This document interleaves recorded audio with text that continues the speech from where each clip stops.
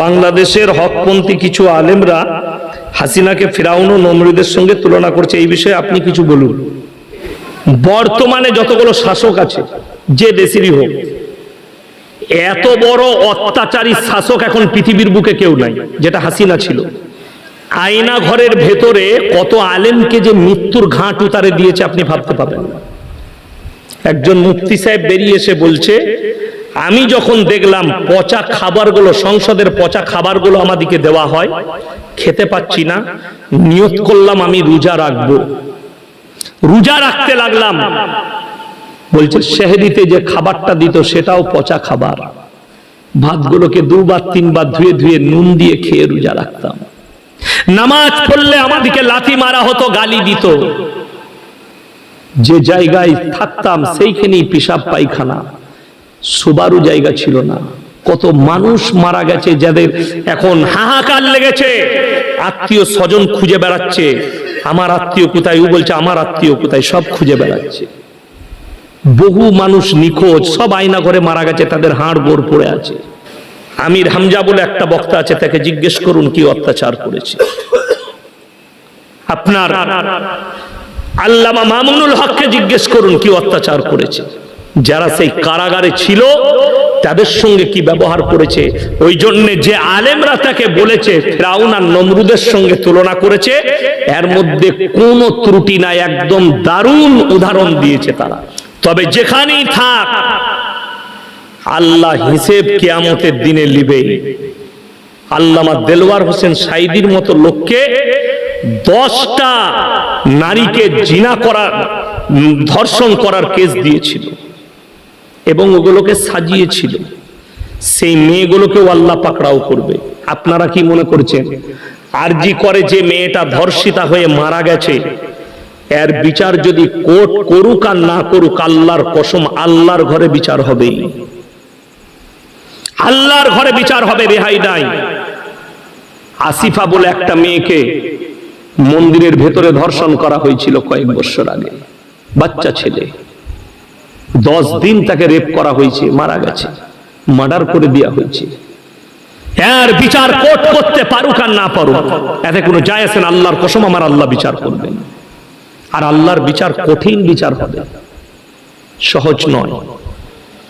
আর হাসিনারও বিচার আল্লাহ করবে।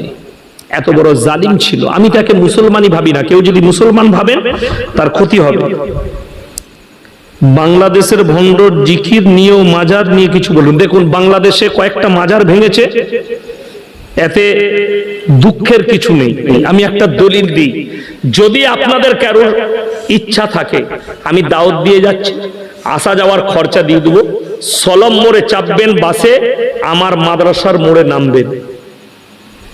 দুর্গাপুর আসানসোলগামী যে কোনো SBSTC ভলভো যেখানে চাপবেন, আমার মাদ্রাসার মোড়ে নামা হবে। একবারই হাইওয়ের ওপরে আমার মাদ্রাসা, দিল্লি রোডের ওপরে আমার গ্রাম।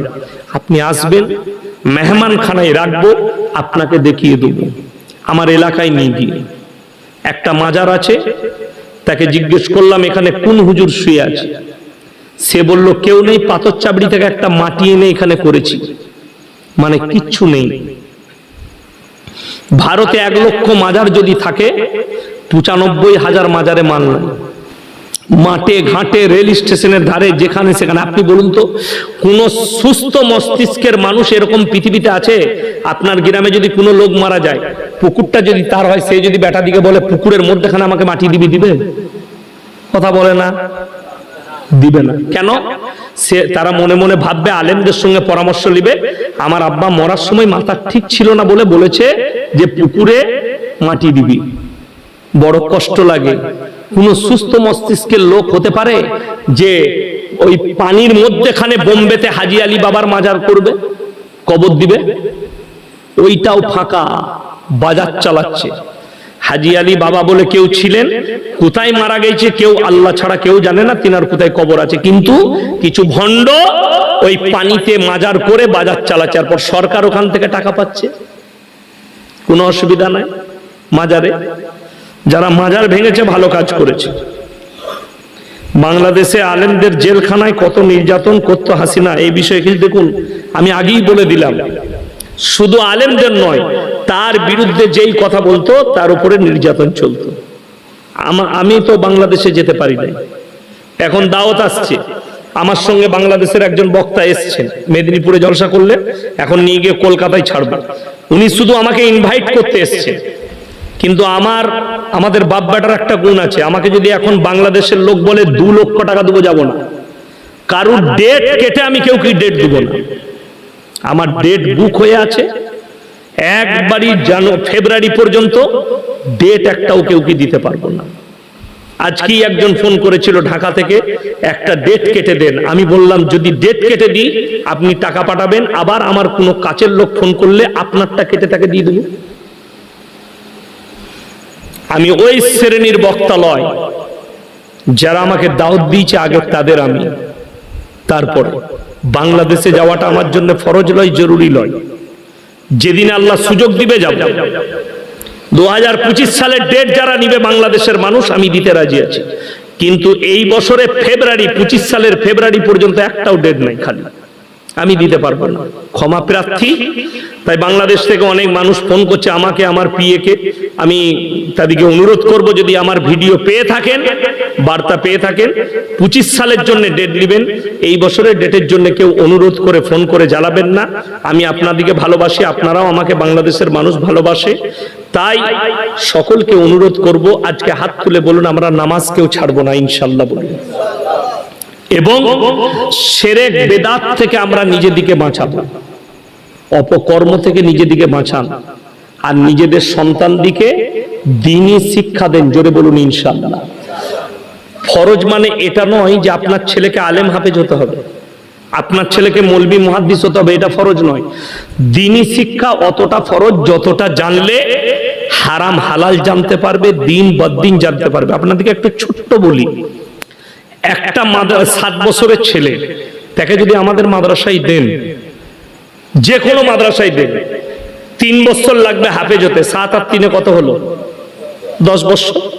সেই ছেলেটাকে তারপরে কোনো ভালো মিশনে দেন, ভালো কনভেন্টে দেন, ভালো স্কুলে দেন, সেই ছেলেটা ডাক্তার হোক, মাস্টার হোক, প্রফেসর হোক, ইঞ্জিনিয়ার হোক, সে কখনো নিজের জমিরকে, ঈমানকে বিক্রি করবে না। আপনার ছেলের দুনিয়ার সাথে সাথে দ্বীনি শিক্ষা দেন, দ্বীনি কালচার, সে যেন ডাক্তার মাস্টার হওয়ার পরে নাস্তিক না হয়ে যায়, বেঈমান কাফের না হয়ে যায়। আজকে আমি তো আপনার বাঁকড়ায় বাড়ি আছে, মাহমুদ আলী সাহেব আলামিন মিশনের প্রেসিডেন্ট, আমি ওনার বাড়ি গেছি, যাই আমাকে খুব ভালোবাসেন, ফোনে কথা হয়।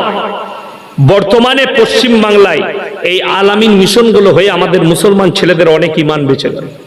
আমি অনেকগুলো আলামিন মিশনে ঘুরেছি, তার মধ্যে আমাদের বাঁকুড়া কাঁটাদিঘিতে একটা মিশন আছে, আমি ওখানে গেছি। তাদের খাওয়া দাওয়া ব্যবস্থাপনা, মসজিদ আছে, নামাজ পড়ে ছেলেরা 5 ওয়াক্তের, পড়াশোনা পঠন পাঠন খুবই ভালো। এতে করে কি আপনার ছেলে দুনিয়াবি শিক্ষা, দ্বীনি শিক্ষা দুটোই রইল, এবং নামাজ। আপনি লক্ষ্য করবেন আলামিন মিশন থেকে যতগুলো আমাদের যুবকরা যারা ডাক্তার হয়েছে, মাস্টার হয়েছে, প্রফেসর হয়েছে, তারা সবাই বেশিরভাগ নামাজি এবং দিনদার। কেন? ওই কালচারের ওপরেই তারা মানুষ হয়েছে। তাদেরকে যখন তাদেরকে ভর্তি করেছেন, তাদের আদর্শ হচ্ছে নামাজ তোমাকে 5 ওয়াক্ত পড়তে হবে, কোরআনটা শিক্ষা করতে হবে, হাদিস জানতে হবে, হারাম হালাল জানতে হবে। তো আপনি বেশিরভাগ দেখতে পাবেন দাড়িওয়ালা, টুপিওয়ালা, নামাজি দেখতে পাবেন বহু। তো আমি দোয়া দেবো আলামিনে হোক এবং যে কোনো মিশনে যতগুলো আমাদের বাচ্চারা ছেলে মেয়েরা পড়ছে, আল্লাহ তাদেরকে কামিয়াবি দান করুক, বলুন আমিন। এই আয়াতে 2 জনকে আল্লাহ নসিহত করলেন। কজনকে বললাম? 2 জন। এক হচ্ছে আল্লাহর হাবিবকে, দ্বিতীয় মুমিনকে। আল্লাহ বেঈমান কাফেরকে নসিহত করেনি কেন? দোয়া তো কবুল হয় মুমিনের, জোরে বলুন না সুবহানাল্লাহ। ওই জন্য আল্লাহ 2 জনকে নসিহত করলেন, নবী এবং মুমিন। কোরআন কি বলছে শুনেলেন, মা কানা লিন নাবিয়্যি ওয়াল্লাযীনা আমানু আইয়াস্তাগফিরু লিল মুশরিকিন ওয়ালাউ কানু উলি কুরবা। হে আমার নবী এবং মুমিন 2 জন শুনে নাও, যারা মুশরিক হয়ে বেঈমান কাফের হয়ে মারা গেছে তাদের জন্য দোয়া করতে পাবে না, যদিও তারা তোমাদের নিকটতম আত্মীয় হয়। ইন্টারন্যাশনাল মুশরিকের নাম করে দিচ্ছে, যাকে মুসলিম সমাজের বেশিরভাগ যুবকরা মুসলমান ভাবে, গর্ব করে অনেকজন, একদম খাঁটি মুসলমান, মারাত্মক, কিন্তু তাকে যারা মুসলমান ভাববে ঈমান চলে যাবে। নাম্বার 1, সেলিম খানের ফ্যামিলি, সালমান খানের ফ্যামিলি মুশরিক ফ্যামিলি। তাকে যারা মুসলমান বলবে এই মুহূর্তে তাদের ঈমান চলে যাওয়ার খাতরা আছে আমার ফতোয়ায়। অন্য মৌলবীর ফতোয়া কি হবে জানি না, আমার ফতোয়ায়। কেন? তার বাড়িতে এবং তার গোটা পরিবার গণেশের উপাসনা করে, গণেশের মূর্তি, গণেশের পূজা করে। কথাটা ভুল বললাম? ভুল বললে মোবাইল রেডি আছে, ইউটিউব খুলে দেখি। আপনাদের কাছে অ্যান্ড্রয়েড মোবাইল আছে, খুলে দেখেন। শাহরুখ খান মুশরিক, তাকে মুসলমান বলা যাবে না আমার ফতোয়ায়। কেন? উমরা করে এসে আবার মন্দিরে গিয়ে পুজো করেছে, তার নাম মুশরিক। এই অবস্থায় যদি এরা মারা যায়, এদের লেগে যারা দোয়া করবে তারা কিয়ামতের দিন আল্লাহর কাছে পাকড়াও হবে। সে মৌলবি হোক আর মুহাদ্দিস হোক আর পৃথিবীর দামি স্কলার হোক। নবীরা যদি নিজের চাচার জন্য দোয়া করতে না পায়, হারাম করে লেগে তুমি কি করে দোয়া করবে? বড় কষ্টের বিষয়, দুঃখের বিষয়। আপনি চলুন, এটা পুকুর মনে হচ্ছে, এটা পুকুর না? পুকুর। এই পুকুরে যদি কোনো ছেলে পড়ে যায় আর বাপ যদি পাড়ে দাঁড়িয়ে থাকে, ঝাঁপ দেবে না দেবে না? সাঁতার না জানলেও ঝাঁপ দেবে। কেন? তার পিতৃ স্নেহ। আপনাদিকে বলে যায়, কোরআন আর হাদিসকে ঘাঁটুন, বুঝতে পারবেন পৃথিবীর এমন একজন নবী চুপচাপ বসে নিজের সন্তানের মৃত্যু তাণ্ডব দেখেছেন, তার নাম হচ্ছে হযরতে নূহ নবী। নৌকার উপরে আল্লাহর ভয়াবহ আযাব চলছে, প্রবল বন্যা, সমুদ্রের পানিকে 1250 ফুট উপরে তুলে দিয়েছেন। চোখে দেখতে পাচ্ছেন তার ছেলে কিনান হাবুডুবু খেয়ে মারা যাচ্ছে। হযরতে নূহ নবী কি করলেন? হাত তুললেন, লা আসিমা লিয়াউমা মিন আমরিল্লাহ। ওগো আল্লাহ, এটা আমার ওরস জাত পুত্র, তুমি একে রক্ষা করো। আল্লাহ ধমক দিলেন কি বলে? লামিনাল খাসিরিন, হাত নামাও।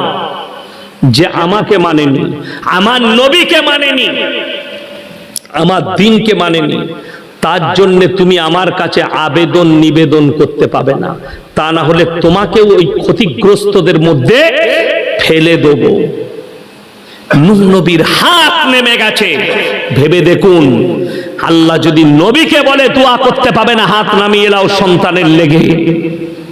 আপনার ছেলে মদের আর গাঁজার ভাটিতে মারা গেছে, আমি মৌলবি শওকতের বেটা দোয়া করে তোমাকে জান্নাতে দেব, তোমার ছেলেকে আল্লাহ আমাকে ছেড়ে কথা বলবে? বাপ যদি তাহাজ্জুদ গুজার হয়, মা যদি তাহাজ্জুদ গুজার হয়, আর সন্তান যদি নাস্তিকতার উপরে চলে, আর এটা যদি প্রকাশ পায়, আল্লাহর কসম খেয়ে বলে যাচ্ছি, সে যদি ইস্তেগফার করে কালমা না পড়ে, না তার জানাজা পড়া যাবে, না তার কবরস্থানে দাফন কাফন করা যাবে। কোথাও ফেলিয়ে দাও, কুকুরে খাক, বিড়ালে খাক, নদীতে চলে যাক। দাফন কাফন এবং জানাজা পড়া হয় আর দাফন করা হয় মুমিনের। জোরে বলুন সুবহানাল্লাহ। বেঈমান কাফেরের নয়, মুশরিকের নয়। এতগুলো দলিল দিলাম, আমি একটাও আমার বাপের দলিল দিইনি, একটাও আমার দাদর দলিল দিইনি, নবী পয়গম্বরদের দলিল দিয়েছি। লাস্ট দলিলটা শুনেলেন, তিনি হচ্ছেন হযরতে ইব্রাহিম আলাইহিস সালাতু ওয়াস সালাম। তিনি তিনার আব্বা জানকে দাওয়াত দিয়েছিলেন কি বলে? কোরআনে আছে সূরা মারইয়ামে, ইজ ক্বালা লিআবিহি ইয়া আবাতি লিমা তা'বুদু মা লা ইয়াসমাউ ওয়া লা ইউবসিরু ওয়া লা ইউগনি আনকা শাইয়্যা। হে আমার আব্বা জান, আপনি কাদের উপাসনা করছেন? একটা, ইব্রাহিম নবীর বাপের 3টে কাজ ছিল। কটা কাজ বললাম? 3টে। মূর্তি তৈরি করা, মূর্তি বিক্রি করা, তার উপাসনা করা। ধরে ছুঁড়ে দিলেন, মূর্তিটা কুচি কুচি হয়ে গেল, ভেঙে। ইব্রাহিম নবী বললেন, আপনি নিজের মাবুদকে নিজের হাতে তৈরি করছেন। ইসকালা লিআবিহি ইয়া আবাতি লিমা তা'বুদু মা লা ইয়াসমাউ ওয়া লা ইউবসিরু ওয়া লা ইউগনি আনকা শাইয়্যা। যাদের নিজস্ব কোনো ক্ষমতা নাই, যে নিজে হাত পা নাড়তে পারে না, যার বলার কোনো ক্ষমতা নাই, ইব্রাহিম নবী দাওয়াত দিলেন। ইব্রাহিম নবীর আব্বাজি দাওয়াত কবুল করেননি। হিদায়াতের মালিক সকলে বলুন কে? আল্লাহ। রিওয়ায়েতে আছে কিয়ামতের দিনে ইব্রাহিম নবী আল্লাহর কাছে অনুরোধ করবেন, আল্লাহ আমি আপনার কাছে আমার আব্বা জানের জন্য একটু অনুরোধ করতে চাই। আল্লাহ বলবেন তুমি তোমার দুটো পায়ের মধ্যখানে লক্ষ্য করো। রিওয়ায়েতে আছে ইব্রাহিম নবীর বাপ বীর্য আকারে রক্ততে লুটোপুটি খাবেন কিয়ামতের দিনে, কিন্তু অনুরোধ রাখা হবে না। কেন? এই জন্যই কোরআনে আছে ইব্রাহিম আলাইহিস সালাতু ওয়াস সালামকে নমরুদ যখন আগুনে নিক্ষেপ করবে, ইব্রাহিম নবীর বাপ সাইডে দাঁড়িয়ে চোখের পানি ফেলাচ্ছে। একদিকে ইব্রাহিম নবীর চোখে পানি, একদিকে ইব্রাহিম নবীর বাপের চোখে পানি। ইব্রাহিম নবীর আব্বা জান বললে, হে আমার পুত্র ইব্রাহিম, তুমি আমাদের দেবদেবীকে মেনে নাও, আমাদের রবকে মেনে নাও, আমি নমরুদকে অনুরোধ করব তোমাকে ছেড়ে দিবে। ইব্রাহিম নবী চোখের পানি ফেলিয়ে বললে, আল্লাহর কসম করে বলছি, হে আমার আব্বা জান, আমার চোখের পানি তোমার নমরুদের, তোমার এই জালিমের আগুনের ভয়ে নয়, আল্লাহর ভয়ে। কিয়ামতের দিনে আপনার সঙ্গে আল্লাহ কি আচরণ করবে, তাই আমি অনুরোধ করছি আমার আল্লাহকে বিশ্বাস করো। কিন্তু ইব্রাহিম নবীর সামনে নমরুদ বললে, এতটুকু অনুতপ্ত নয়, ইব্রাহিমকে আগুনে নিক্ষেপ করো। আল্লাহর কসম, ইব্রাহিম নবী পৃথিবীর কারুর কাছে প্রার্থনা করেনি, কারুর কাছে চাইনি, চেয়েছেন তো একমাত্র নিজের রবের কাছে। জোরে বলুন সুবহানাল্লাহ। চলুন, আমাদের দেশের ছেলে হচ্ছে না, চাইছে কোথায়? বললে অমুক মাজারে গেলে ছেলে হবে, লোক চলে যাচ্ছে। মাজারে শুলে কখনো ছেলে হয়? বউকে বলেছে পাথর চাবড়িতে 3 দিন শুয়াই ছেলে হয়ে যাবে। নাউজুবিল্লাহ। আমরা শুনেছি স্বামীর পাশে শুলে ছেলে হয়, বলছে মাজারে গেলে ছেলে হবে। দুঃখ এটা। আপনি চাইছেন মাজারে, আপনি চাইছেন গাছতলায় যেখানে ঘোড়া রাখা আছে। ইব্রাহিম আলাইহিস সালাতু ওয়াস সালামের সামনে আগুনের চিতা, সেই আগুনের চিতা ইব্রাহিম নবীকে ফেলা হবে। ইব্রাহিম নবী দোয়া করলেন, আল্লাহ তুমি ছাড়া আমার কেউ নাই, তুমি আমাকে রক্ষা করো। আমার আল্লাহ আগুনকে বললেন, কুলনা ইয়া নারু কুনি বারদাও ওয়া সালামান আলা ইব্রাহিম, হে আগুন তুমি ক্ষান্ত হয়ে যাও আমার ইব্রাহিমের জন্য, আর ফুলের বাগিচা হয়ে যাও। আল্লাহর কসম, আল্লাহর কুদরতে আগুন নিভিয়ে সেখানে ফুলের বাগিচায় ইব্রাহিম নবী বসে জিকির করেছেন, আল্লাহর শুকর আদায় করেছেন। জোরে বলুন সুবহানাল্লাহ। ওই জন্য বড় কষ্ট লাগে আপনাদিকে বলে যায়, যারা আপনাকে ভয় দেখাচ্ছে। আমি একটা বক্তব্য শুনলাম আসামের মুখ্যমন্ত্রী হিমন্ত বিশ্ব শর্মাজি, मैं चाहता हूं, मेरा मिशन है इस्लाम खत्म हो जानी चाहिए, करुणा की तरह खत्म हो जाना चाहिए, मैं इस्लाम को खत्म कर दूंगा। पहले इतिहास उठाकर देखो, नमरूद आया था इब्राहिम को जलाने, खुद मिट गया। फिरौन आया था मूसा को मिटाने, खुद मिट गए। तुम इस्लाम क्या मिटाओगे? তোমার মতো কত তাবর তাবর বাপের বেটা এলো, আল্লাহর কসম ইসলামকে মিটানো তো দূরের কথা, কোরআনের একটা জের জবরকে লড়াবার ক্ষমতা পৃথিবীর শক্তির নাই। যদি কোরআনকে জিজ্ঞেস করেন, আল্লাহর কসম আমার আল্লাহ কোরআনে ওয়াদা করেছেন, ফালান তাজিদ লি সুন্নাতিল্লাহি তাবদীলা। আপনি যদি কোরআনকে বিশ্বাস করেন, আল্লাহ কোরআনে বললেন গোটা পৃথিবীর শক্তি হে রাসূল একদিকে যদি দাঁড়িয়ে যায়, গোটা পরমাণু শক্তিধর দেশ যদি একদিকে দাঁড়িয়ে যায়, কিয়ামতের সকাল পর্যন্ত আমি আল্লাহ না চাইলে আমার কোরআনের একটা জের জবরকে পরিবর্তন করার ক্ষমতা পৃথিবীর কোনো শক্তির নাই। জোরে বলুন সুবহানাল্লাহ। শুধু তাই নয়, যারা কোরআনকে মিটাবার স্বপ্ন দেখছে, কোরআনকে মিটিয়ে দেব, হে মুসলমান আপনি ঈমানকে মজবুত করুন। আমি কি বললাম? আপনি ইসলাম পাননি, আপনি আবেগে ইসলাম পেয়েছেন, আবেগে ইসলাম করছেন। যদি আপনি বিবেকের দ্বারা ইসলাম করতেন, আপনার দিলেতে আল্লাহ ছাড়া কারো ভয় থাকতো না, মৃত্যু ছাড়া আর কেউকে আপনি বিশ্বাস করতেন না, আল্লাহ ছাড়া কাউকে বিশ্বাস করতেন না। যদি আপনার কাছে বিবেকের ইসলাম থাকতো। আপনি চলুন আপনাকে বুঝিয়ে দিই আমার ভাই, আল্লাহ রাব্বুল আলামিন নিজে ওয়াদা করেছেন, ইন্না নাহনু নাযালনা যিকরা ওয়া ইন্না লাহুল হাফিজুন। আমি এই আল্লাহ কোরআনকে অবতীর্ণ করেছি আর এর হেফাজতের দায়িত্ব আমি আল্লাহ নিজে নিয়েছি। আপনি ভাবছেন জুজদানে লেপটি আমি আলমারিতে কোরআনটাকে রেখেছি, আমি হেফাজত করছি। আপনি ভাবছেন মসজিদে কোরআন রেখেছি, আমি হেফাজত করে রেখেছি আলমারিতে। না, ওই জুজদানের ভেতরে কোরআন হেফাজতে নেই, ওই লেখার মধ্যে হেফাজতে নেই। কেন? আল্লাহ রাসূল সাল্লাল্লাহু আলাইহি সাল্লামের হাদিস যে কিয়ামতের পূর্বে আল্লাহ তাআলা কোরআনের আয়াতগুলো তুলে নেবেন, এই কাগজগুলো সব সাদা হয়ে যাবে। জোরে বলুন সুবহানাল্লাহ। আল্লাহ ইচ্ছা করবেন তখন, কিয়ামতের পূর্বে। তার আগে শুনেলেন, এই দেশে 200 বছর রাজত্ব করেছে ইংরেজের বাচ্চারা।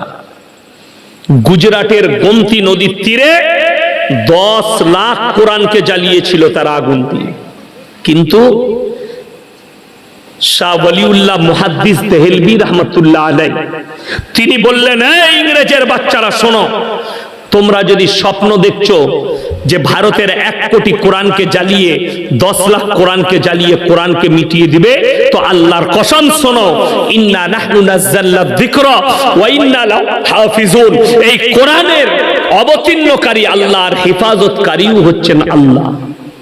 নেতাদিকে বললেন, তারা বললে কোরআন জ্বলে গেলে কি করে হেফাজত হবে? শুনেলেন কত সুন্দর দলিল দিয়েছেন।